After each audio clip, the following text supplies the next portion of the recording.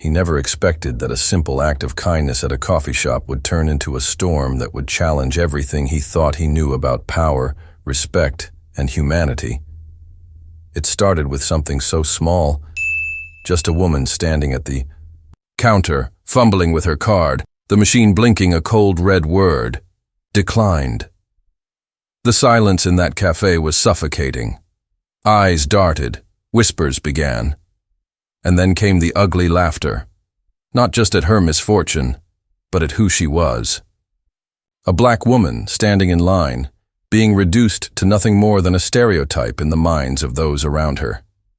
The tension in the room thickened with every second the card refused to go through. Her dignity seemed to hang in the balance, stripped away by the cold judgment in every stare. Most people looked away, pretending not to notice, but enjoying the scene all the same. Some smirked. Some whispered words they thought she couldn't hear.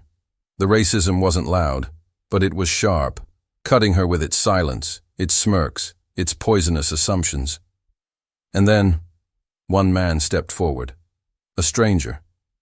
He pulled out his wallet, slid a few bills across the counter, and simply said, "I've got it." No fanfare, no judgment, just a human act of decency in a room that had forgotten what compassion meant. The cafe fell silent.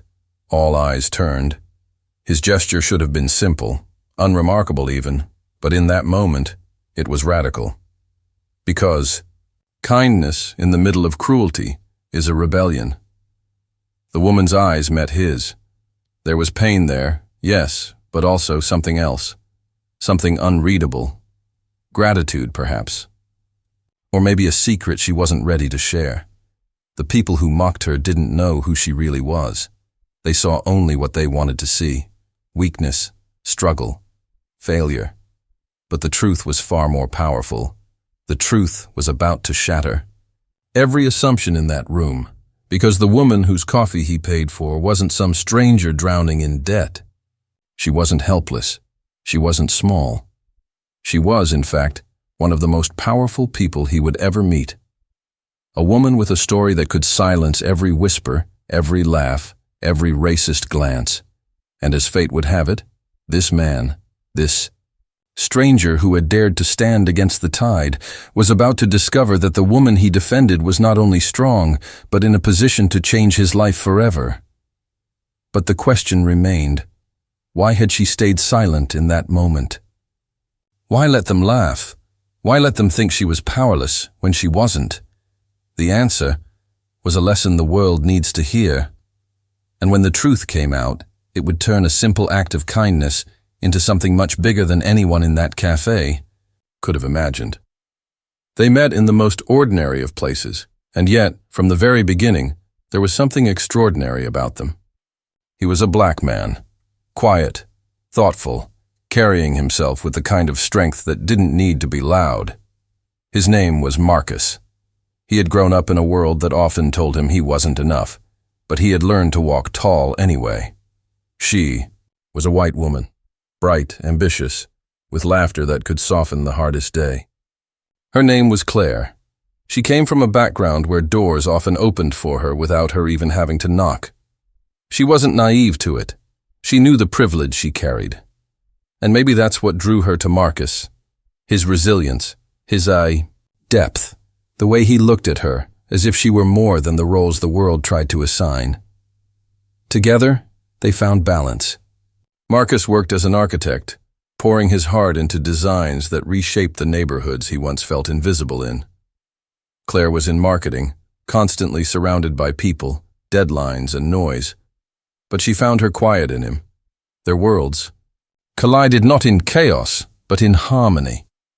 At first glance, they looked like any couple, sharing coffee on lazy mornings, laughing too loudly in bookstores, walking hand in hand through crowded city streets. To them, it was simple: love. But to the world outside, it was never that simple. The whispers started small, passing glances on the subway, a lingering stare in a restaurant.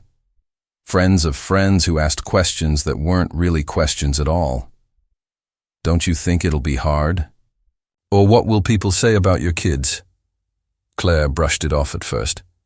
Love was stronger than ignorance. She thought the stares didn't matter. But Marcus, he had lived with those stares his whole life. He knew how quickly curiosity could turn into contempt, how a smile could mask the sharp edge of prejudice. Still, they tried to create a bubble around themselves. Their apartment became their sanctuary. The walls carried their laughter. The kitchen smelled of meals cooked together. The living room filled with music and dancing on nights when the world outside felt too heavy. But life has a way of testing what we think is unbreakable. The first crack came quietly. One night, walking home from dinner, a car slowed down beside them. Words spilled from the open window, ugly, venomous words that clung to the air long after the taillights disappeared. Claire froze, her hand tightening in his. Marcus kept walking, his jaw clenched, his silence heavy. He had heard those words before, too many times. But hearing them directed at them, at her, at their love, was different. Claire cried that night. Not just because of the words, but because she realized something. This wasn't an isolated moment. This was a glimpse into a storm they would have to weather again and again. And yet, they stayed. They stayed because love had a gravity stronger than hate. They stayed because when Claire looked at Marcus, she didn't see color, she saw home. And when Marcus looked at Claire, he didn't see privilege. He saw someone willing to fight beside him, even if she didn't fully understand the battlefield. But the world doesn't like to be defied. And the world was about to remind them, harshly, that love across lines still comes at a cost. The coffee shop incident was not just a coincidence. It was a spark, a test. A moment that would expose not just the ugliness of strangers, but the hidden prejudices of people they thought they could trust. Because what happened next would not only challenge their relationship, it would challenge their faith in humanity itself. At first, Marcus and Claire thought they could push through. The coffee shop moment was humiliating, yes, but it was just one scene, just one day. They told themselves people would move on, but people didn't. The whispers followed them everywhere. At restaurants, waiters looked at Claire with a certain question in their eyes, then at Marcus with thinly veiled disdain. At the grocery store, an older woman leaned close to her friend and muttered loud enough for Claire to hear, "Such a shame. She could have had better." Claire's face burned with rage. Marcus squeezed her hand and whispered, "Let it go." But inside, he hated himself for even saying it. Why should they let it go? Why should love have to bow in silence? Then came the dinner party. One of Claire's colleagues had invited them, a chance to network, to relax, to meet the right people. The moment they walked in, the room froze. Champagne glasses hovered mid-air. Smiles faltered. For a second, no one spoke. And then, like a play resuming after an awkward pause, the chatter returned. But it wasn't the same. Marcus felt it. In the way people avoided eye contact, in how conversations shifted when he joined the circle, in the way Claire's boss kept addressing her, as if Marcus wasn't even standing beside her. The final blow came when Claire overheard someone in the kitchen whispering, "She's making a mistake. You know how these things end. It'll ruin her career." Claire wanted to scream. Marcus wanted to leave. And so they did. They left early, their laughter on the drive home hollow, forced, covering the silence they didn't know how to break. But the world wasn't finished with them. One afternoon, walking through the park, a group of teenagers began to follow. At first, it was just mocking laughter. Then the words started: mudblood couple, sellout, monkey. Each word hit harder than the last.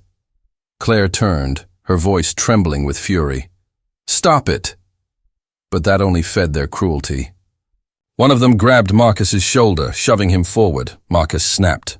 For a moment, all the years of swallowing his pride, all the years of silence, all the years of pretending not to hear, it all threatened to explode. His fists clenched, his chest heaved, his vision burned. But then, He saw Claire's face, her fear, her desperation, and so he didn't fight back. He took her hand, pulled her close, and walked away. Not because he was weak, but because he refused to let hatred dictate his story. Still, something inside him cracked that day, because what good is silence when the world grows louder in its cruelty? What good is patience when even love is mocked in the open streets? The harassment grew bolder. Notes slipped under their apartment door. Slurs carved onto Marcus's car. A landlord who, suddenly, raised their rent, hoping to drive them out. It was more than just rejection. It was war. And yet, through it all, Marcus and Claire refused to separate. Their love only grew, tighter, fiercer, but so did the weight pressing against them, and as they stood hand in hand, battered but unbroken, they both knew. The real test hadn't even begun, because the next act wouldn't just be about whispers or stares or words carved into metal. It would be about betrayal from someone they trusted. It happened on the night that was supposed to prove them wrong. Claire's company was hosting a gala, elegant, prestigious, the kind of event where careers were built or destroyed. She had begged Marcus to come, convinced that if people just saw them together, if they saw the love in his eyes, the dignity in his presence, they'd understand. They'd respect him. They'd respect them. Marcus didn't believe it. But he went. For her. For them. He put on his best suit. She wore a gown that made the room hush when she entered, and for a brief moment, as they walked in hand, it felt like maybe, just maybe, love could conquer even the coldest rooms. But then, the silence came. It started as a pause when they entered, the sound of silverware stopping against glass, polite smiles freezing into masks. Then came the whispers.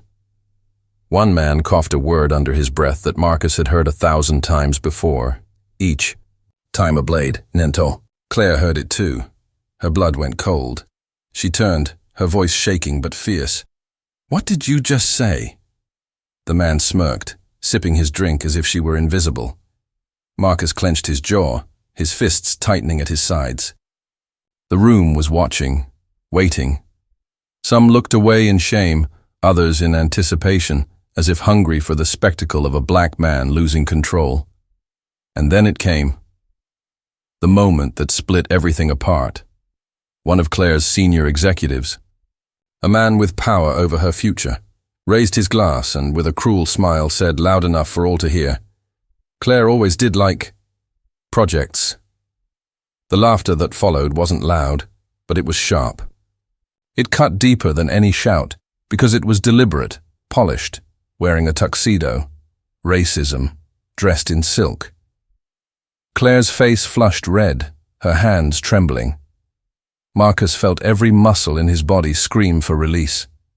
Years of swallowing pride, of holding back, of walking away. They all erupted at once.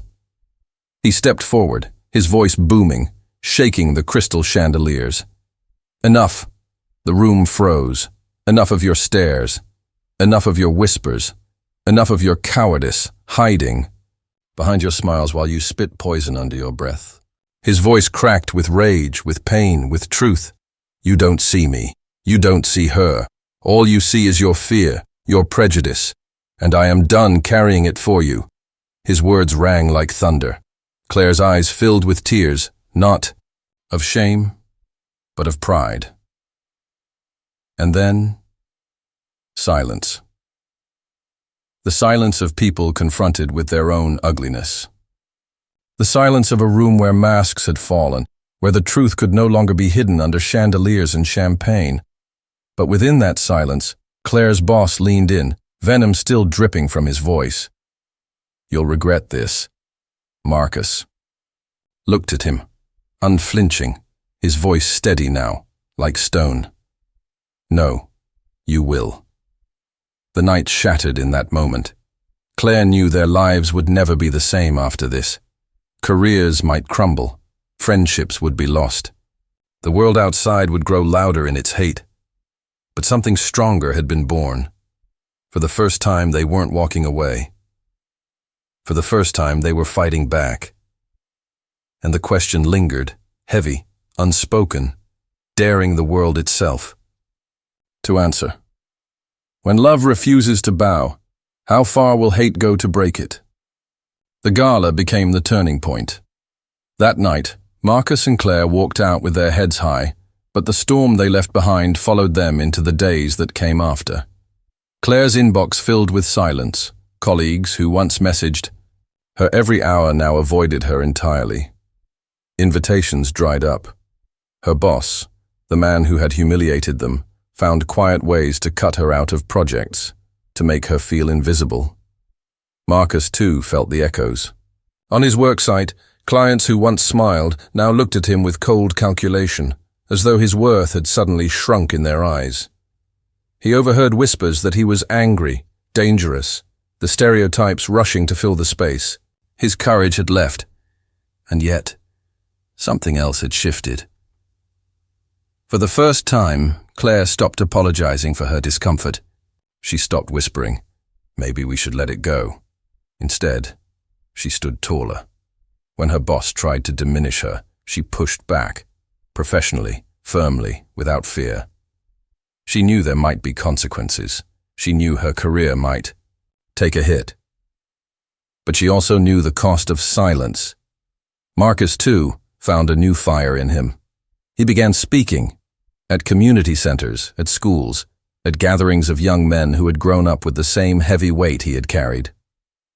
He told them that dignity was not something the world could give or take away. It was theirs to claim. What the world meant for humiliation, they turned into a platform. Still, the cost was real. Friendships fell away. Family members revealed prejudices Claire had never imagined. At one Thanksgiving, a relative asked bluntly if she had thought about what her children would look like. Claire stood up from the table, her voice calm but firm. "They'll look like love." And that's more than I can say for this conversation. That was the last holiday she spent there. Some doors, once shut, never opened again.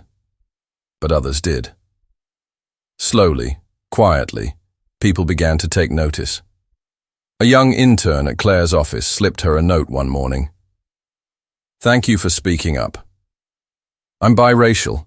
I've been hiding who I am. You gave me courage." One of Marcus's talks was recorded and spread online. Within weeks, messages poured in, from young couples, from parents raising mixed families, from people who had always felt between worlds, but finally saw themselves reflected in his story. Hate had tried to isolate them. Instead, it connected them to thousands, and then came the moment neither expected. Claire's company tried to push her out quietly, offering her a severance package to move on peacefully. She could have taken it. She could have walked away. But instead, she spoke out publicly, revealing the discrimination she faced. Naming the behavior for what it was, the story spread. Journalists picked it up. Soon, the same company that had silenced her was forced to confront the world's gaze. Marcus stood beside her at the press conference, their hands intertwined. Cameras flashed, microphones swarmed, and for the first time they weren't just surviving. They were leading. Yes, there were losses. Some people never changed. Some doors never reopened. But they learned something vital. The world cannot take away what love refuses to surrender. They built their own future.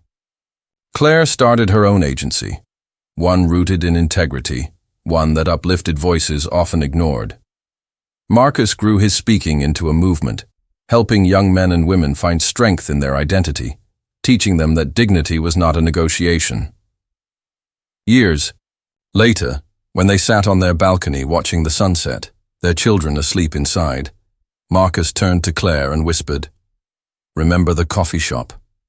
She laughed softly, the sound of memory and triumph. "I do. That moment changed everything." He nodded. It did, and I wouldn't change a thing. Because in the end, the lesson was clear. Racism may wound, but it cannot win when love refuses to bend. Prejudice may divide, but it cannot destroy what unity has built. Hate may shout, but love speaks louder in silence, in persistence, in action. Their story wasn't perfect, it wasn't painless, but it was proof. Proof that dignity is worth the fight. Proof that love conquers even when the world tries to bury it. Proof that unity, once chosen, cannot be broken. And for everyone who watched, who listened, who carried their own secret battles inside, the message was undeniable. Hate destroys families. Love builds them. Hate divides communities. Unity heals them. And no matter how dark the world becomes, love, real love, will always light the way forward.